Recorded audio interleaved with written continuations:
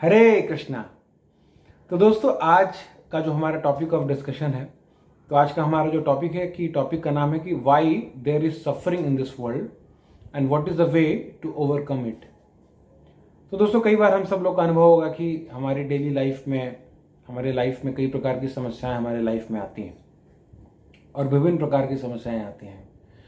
तो कई बार हमारे मन में प्रश्न आता है कि यार हम चारों तरफ देख रहे हैं, अपने फैमिली में, रिलेटिव्स में, सोसाइटी में, आस पड़ोस में, हर जगह देख रहे हैं, सबके लाइफ में इतनी प्रकार की समस्याएं आ रही हैं। ना सिर्फ लोगों के जीवन में बल्कि ऐसे हम ग्लोबल देखें तो पूरे देश में, पूरे विश्व में कहीं ना कहीं कुछ ना कुछ समस्याएं चलती ही रहती हैं। एक समस्या जाती है तो दूसरी चली जाती है। तो हमारे मन में कभी कभी प्रश्न आता है कि ऐसी समस्याएं क्यों हो रही हैं। समस्या का रूपरेखा दोस्तों हो सकता है कि अलग अलग हो, पर्सन टू पर्सन वैरी कर सकता है, बट समस्या तो है। अलग अलग टाइम प्लेस पे अलग अलग प्रकार की समस्याएं हो, बट शुरू से हमेशा समस्याएं बनी रहती हैं दोस्तों। तो हमें समझ नहीं आता कि समस्या है क्यों, मतलब why there is so much suffering in this world. और सफरिंग है तो उसको ओवरकम कैसे करें दोस्तों। तो आज हम इस टॉपिक को लेने वाले हैं। आज हमारा जो डिस्कशन है दोस्तों, इसी टॉपिक के ऊपर आज हम डिस्कस करने वाले हैं। तो इसकी शुरुआत करने से पहले दोस्तों एक छोटी सी कहानी आपको सुनाना चाहूँगा। फॉर एग्जाम्पल दोस्तों एक कहानी है कि एक आदमी जो है वो फ्लाइट से बेंगलोर जाना चाहता था और वो पूरी तैयारी के साथ पूरा जो है साजो सामान लेके जो है निकल पड़ता है और पहुंचता है दिल्ली के इंदिरा गांधी इंटरनेशनल एयरपोर्ट पे। और वहाँ से फ्लाइट के अंदर सवार हो जाता है और फ्लाइट जो है टेक ऑफ कर जाती है दोस्तों। तो जैसी फ्लाइट जब निकल पड़ती है तो कुछ देर बाद उसको पता चलता है कि अरे मैं बैंगलोर वाली फ्लाइट में नहीं आया हूँ, मैं तो अहमदाबाद वाली फ्लाइट में आ गया हूँ। तो ये सुनते ही मतलब उसको समझ नहीं आता। वो कहता है अरे भाई कुछ कीजिए, कुछ रोकिए, कुछ करिए आप लोग, मुझे बैंगलोर जाना है, मुझे अहमदाबाद नहीं जाना है, कुछ कीजिए। वो बहुत प्रार्थना भी करता है, भगवान से प्रार्थना करता है, सबसे प्रार्थना करता है कि फोटो देखता है, कहता है भगवान कुछ कीजिए भगवान, मेरी समस्या सॉल्व करिए, मुझे गलत जाना है, मैं गलत जगह चला आया हूँ। बट कुछ होता है नहीं। फ्लाइट वाले भी लोग कहते हैं भाई अब हम आधे रास्ते से ज़्यादा आगे आ चुके हैं, हम वापस नहीं आ सकते। तो वो आदमी कहता है यार सब बेकार है यार, क्या भगवान होगा, कोई कुछ नहीं सुनता है यार, सब स्पिरिचुअलिटी और ये सब गीता वीता सब चैंटिंग वैंटिंग सब बेकार की चीज़ें, कोई रखा नहीं है, कोई फायदा नहीं करता। तो पॉइंट क्या है दोस्तों कि वो व्यक्ति ने जो डिसीजन लिया कि मैं फ्लाइट से जाना चाहता हूँ, और वो फ्लाइट से जब लैंड कर रहा है, जब फ्लाइट के अंदर जा रहा है दोस्तों, तो उसने ये डिसीजन सही नहीं डिसीजन लिया है। उसने चेक नहीं किया ये फ्लाइट जो है अहमदाबाद जा रही है या बैंगलोर जा रही है। तो वो आदमी जो दोस्तों अपने लाइफ में गलत डिसीजन लेता है, उस गलत डिसीजन की वजह से वो सफर करता है दोस्तों अपने लाइफ में। क्योंकि वो जब टिकट खरीदते समय उसने ध्यान नहीं दिया। टिकट खरीदते समय जब अनाउंसमेंट हो रहा था, बताया जा रहा था, टिकट काटने वाले, जो टिकट देने वाले लोग बता रहे थे उसको, बोर्डिंग कराने वाले जो स्टाफ थे फ्लाइट के, हालांकि टिकट तो पहले बुक होता है फ्लाइट में, but for example I am explaining कि जब बोर्डिंग करना था तो जो फ्लाइट के जितने जो स्टाफ थे जो उसको समझा रहे थे, उस समय उस व्यक्ति ने ध्यान नहीं दिया कि मुझे क्या करना है क्या नहीं करना। उस समय उसने गलत डिसीजन लिया जिसकी वजह से उसको ये सफरिंग हो, जिसकी वजह से उसको सफर करना पड़ा दोस्तों।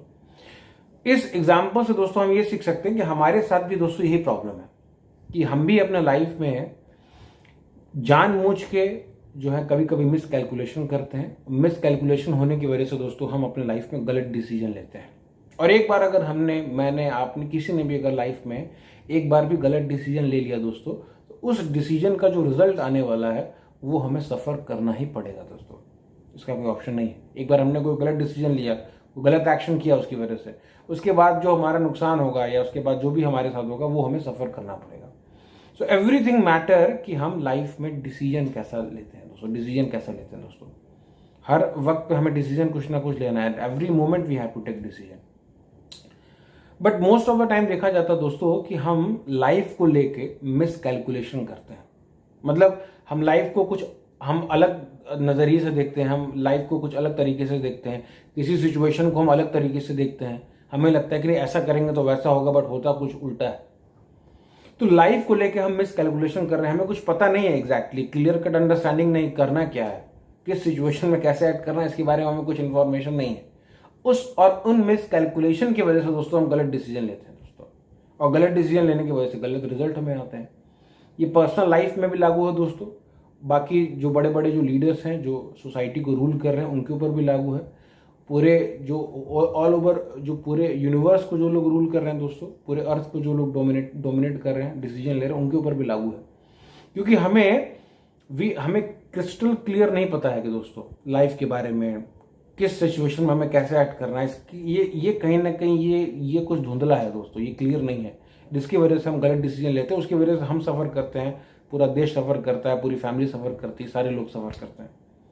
तो अगला टॉपिक को ये पूछ सकता है, कोई प्रश्न पूछ सकता है कि हम मिस कैलकुलेशन क्यों कर रहे हैं, बिकॉज हम लोग अनपढ़ तो है नहीं, सब लोग पढ़ के आ रहे हैं, डिग्री लेके आ रहे हैं, सब कुछ लेके आ रहे हैं दोस्तों। तो मिस कैलकुलेशन क्यों कर रहे हैं दोस्तों मिस कैलकुलेशन इस वजह से कर रहे हैं क्योंकि हमें अपनी आइडेंटिटी क्लियर नहीं है। We have the false identity of our self. हमें अपनी आइडेंटिटी, क्लियर आइडेंटिटी अपने बारे में नहीं पता है कि हु एम आई एक्चुअली।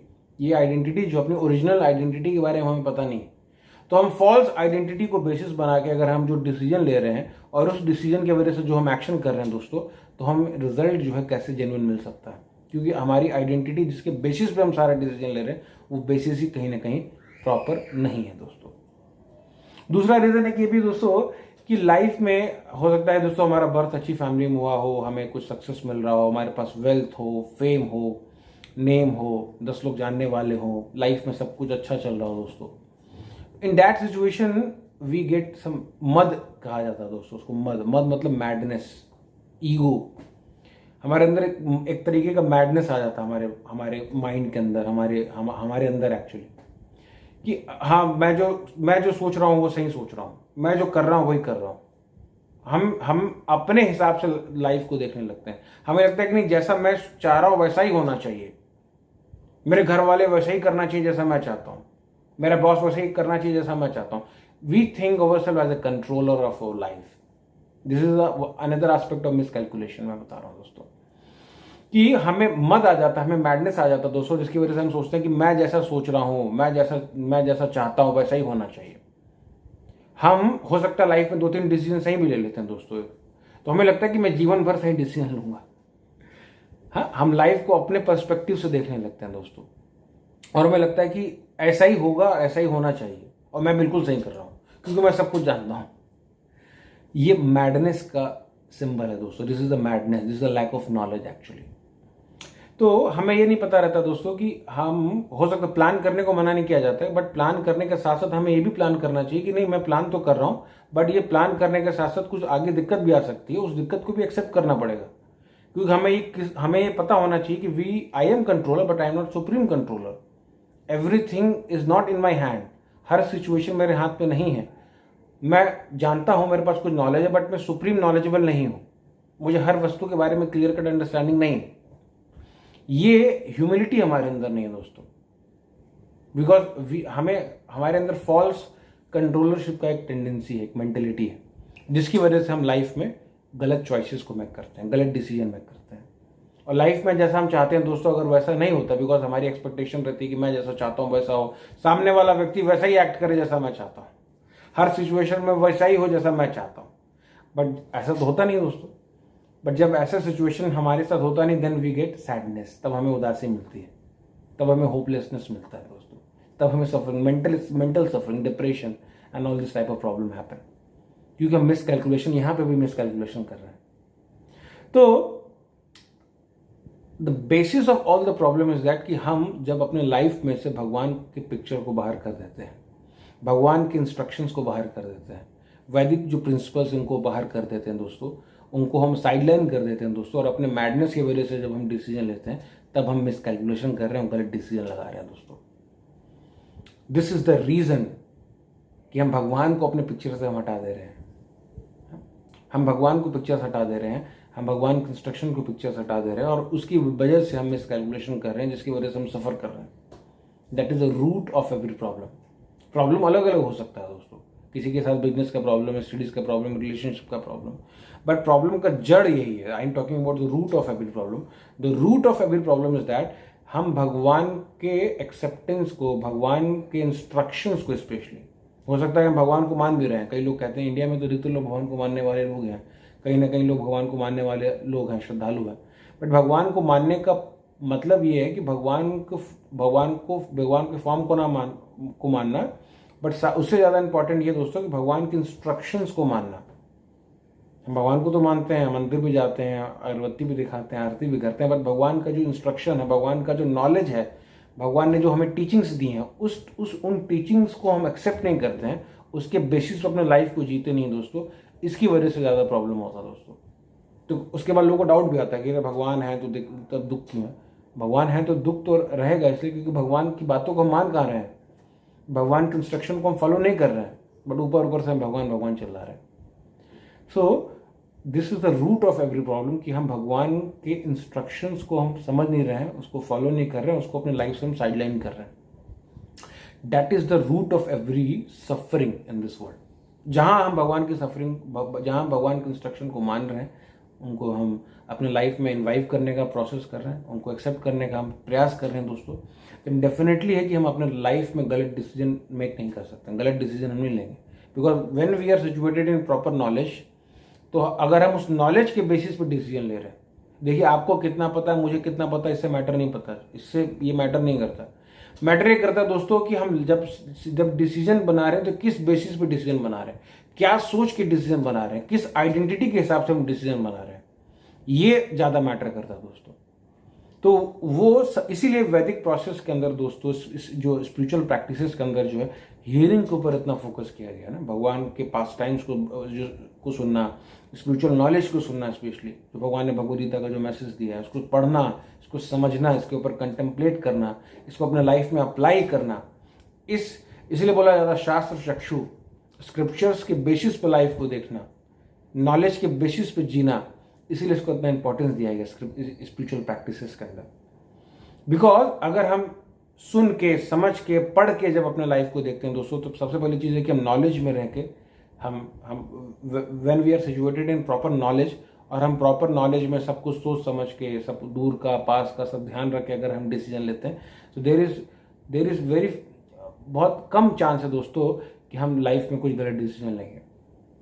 बिल्कुल, मतलब ये नॉलेज का फायदा है दोस्तों। This is I am talking what is the solution. Solution दोस्तों यही है, सोल्यूशन यही कि अगर हम भगवान के इंस्ट्रक्शन को ध्यान में रख के उसके बेसिस पर अगर हम लाइफ को जीते हैं दोस्तों, देन डेफिनेटली हम इन सारे सफरिंग्स को ओवरकम कर सकते हैं। दूसरा एक ये भी दोस्तों कि जो भगवान ने जो प्रैक्टिसेस बताई हैं, भगवान ने जो स्पिरिचुअल प्रैक्टिस बताए हुए हैं, जो हमारे जो आचार्यगण हैं जिन्होंने हमें जो प्रोसेस बताया हुआ है, स्पेशली कलियुगा में जो चैंटिंग के बारे में बताया गया, होली नेम के बारे में बताया गया, when we do such spiritual practices, इस स्पिरिचुअल प्रैक्टिस को करते समय, हम चैंटिंग करते समय अगर हम अपने लाइफ में 10 मिनट का समय निकाल के भगवान के नाम का जप करते हैं, तो उस समय हम अपने आप को याद दिलाते हैं कि आई am not the supreme controller. ये मेरा मन, मेरा माइंड, मेरा ये बॉडी, मेरे लाइफ की हर सिचुएशन मेरे हाथ में नहीं है। O my lord, you are the supreme controller. आप भगवान, इसलिए बोला जाता है ईश्वर परमा कृष्णा, भगवान को परम सुप्रीम कंट्रोल उस समय हम याद करते हैं, भगवान को प्रणाम करते हैं, भगवान की आरती गाते हैं। उसका पर्पज ही है कि हम अपने आप को याद दिलाएं कि आई am not the supreme controller, ये एटीट्यूड डेवलप करना। तो अगर हम अपने लाइफ में इस नॉलेज को ले रहे हैं दोस्तों, भगवान के नॉलेज को सुन रहे हैं, पढ़ रहे हैं, उसको अप्लाई कर रहे हैं, साथ साथ अगर हम ऐसा स्पिरिचुअल प्रैक्टिस कर रहे हैं 10 मिनट के लिए, 15 मिनट के लिए, 20 मिनट के लिए, अगर हम चैंटिंग कर रहे हैं, भगवान के पास टाइम को सुन रहे हैं, रीडिंग कर रहे हैं, then we are developing this mood, this attitude, I am not the supreme controller, I am controller. मैं अपने लाइफ में, जो मेरे लाइफ में अपना शेड्यूल बनाना, अपना काम करना, ये थोड़ा बहुत मैं अपने मेरे कंट्रोल में, but every situation is not in my control. So by developing this knowledge and by developing this attitude, we can cross this suffering, और हम अपने लाइफ में सही टाइम पे सही डिसीजन को ले सकते हैं। So that is the point. तो उम्मीद कर रहे हैं दोस्तों आपको ये वीडियो अच्छा लगा होगा। डेफिनेटली आपको इस वीडियो से डेफिनेटली कुछ ना कुछ हेल्प हुआ होगा। तो आपको ये वीडियो कैसा लगा दोस्तों, आप मुझे प्लीज़ डेफिनेटली मुझे फ़ोन कर सकते हैं, मुझे मैसेज कर सकते हैं, मेरा नंबर यहाँ दिया होगा। और इसके अलावा आपके लाइफ में क्या सफरिंग है, आपके लाइफ में क्या चैलेंज है, अगर आप इसके बारे में कुछ जानना चाहते हैं तो आप इसके लिए भी आप मुझसे फ़ोन कर सकते हैं। I will try to help. हम दोनों लोग मिल के बैठ कर आराम से इसको डिस्कस करने का प्रयास करेंगे। और सबसे बड़ी बात है दोस्तों कि हम अपने शिक्षार्थकम का जो हमारा जो व्हाट्सएप ग्रुप है, जो हमारे व्हाट्सएप ग्रुप के जितने व्यूअर्स हैं, उनको हम ये मैसेज देना चाहते हैं कि अभी हम टेलीग्राम पे स्विच कर रहे हैं अपने आप को। तो आप लोगों से रिक्वेस्ट है कि आप लोग शिक्षार्थकम का जो व्हाट्सएप ग्रुप है उससे जल्दी से आप हमारे शिक्षार्थकम का एक टेलीग्राम ग्रुप है, उसको आप लोग जल्दी से ज्वाइन करिए, बिकॉज हम लोग वहाँ पे जाने वाले हैं। सो बिकॉज टेलीग्राम के कुछ अपने फ़ायदे हैं, उस पर जो है लिमिट नहीं रहता, उसमें ज़्यादा से ज़्यादा लोग आ सकते हैं, उसमें और एडिशनल फीचर्स भी हैं। सो आप लोगों से रिक्वेस्ट है कि आप लोग व्हाट्सएप से टेलीग्राम पे भी हमारे टेलीग्राम ग्रुप में भी ज्वाइन करिए। Thank you very much. Hare Krishna.